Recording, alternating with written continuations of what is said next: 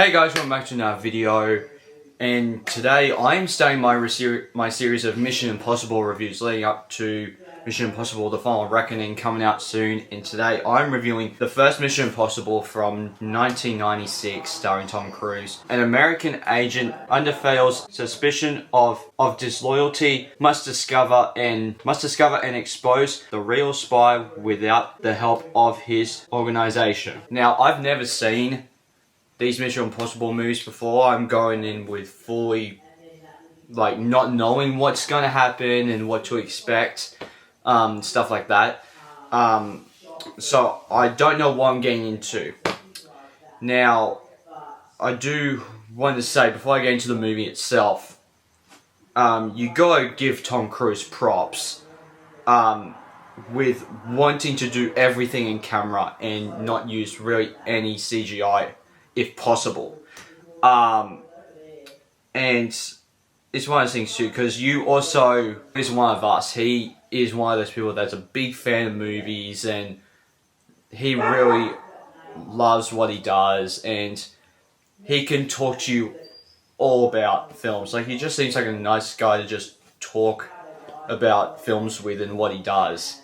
It's kind of crazy how 90s this movie feels. It feels like I feel like there's a lot of 90s movies that are fantastic, like Toy Story, The Mask, Dumb and Dumber. And then there's like some bad 90s movies like Batman Robin, Super Mario Bros, Steel.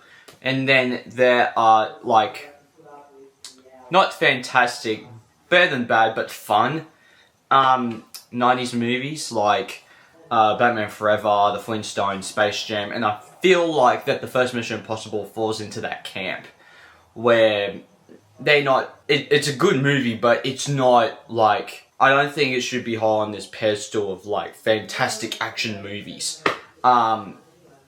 There's nothing about the first Mission Impossible to me that I'm like, this is one of my favourite action movies of all time. But I do really like it though. But I will say, I do love how this movie feels like both an action movie, while also being like a spy movie at the same time. I actually really like that about this movie. I don't know why blowing up the car shocked me. Because you're following Tom Cruise's character of Ethan Hunt at that point, going and you see that she's clearly in the car, and you're like, yeah, she's in the car, and then the bomb goes off, and you're like, oh, holy moly, what in the world? And then you actually see it happen, and you're like, oh, damn, what? And then later when she comes back at the apartment, you're like, what is that about? Why do they do that? It's like when people complain about not killing certain people off in movies. I feel like that there's already I got so confused when she appeared again at the apartment. I was like, what in the world? This is getting so confusing. When Ethan has the gun at Claire, I was scared because I was like, is he dreaming or something?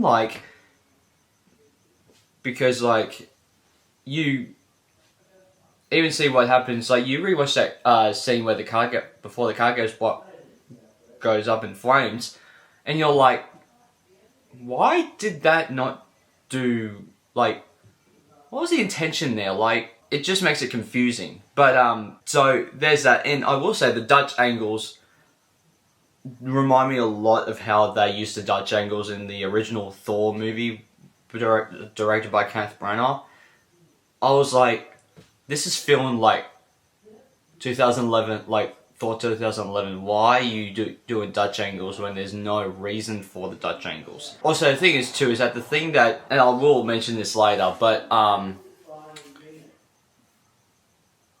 Ethan Hunt gets a love interest in every single movie. They don't just stick to one, because, especially in the first two, I'll talk about probably in the second one maybe, but these first two movies are all about these two girls going evil, turning towards the villain, except for staying with Ethan. And you're just like, why do you need to do that? There's no reason for you to do that. You could have easily just, kept it as it is. Kept it where they're with Ethan. They don't have to be in love, but they're on Ethan's side, they're friends, they want to do this mission, and that's it. But, you know, I don't know. I need to give Mission Impossible a 3 out of 5 stars. I think that this movie is fun, but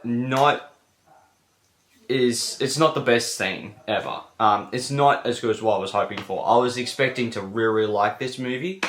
I'm curious to when we get to the later ones, like Ghost Protocol, and because like, apparently Ghost Protocol is really when they start shifting in the right direction. So I'm curious to see what I think about the later ones after the original trilogy. So yeah, so guys, thank you for watching. Please hit the like button down below if you haven't already.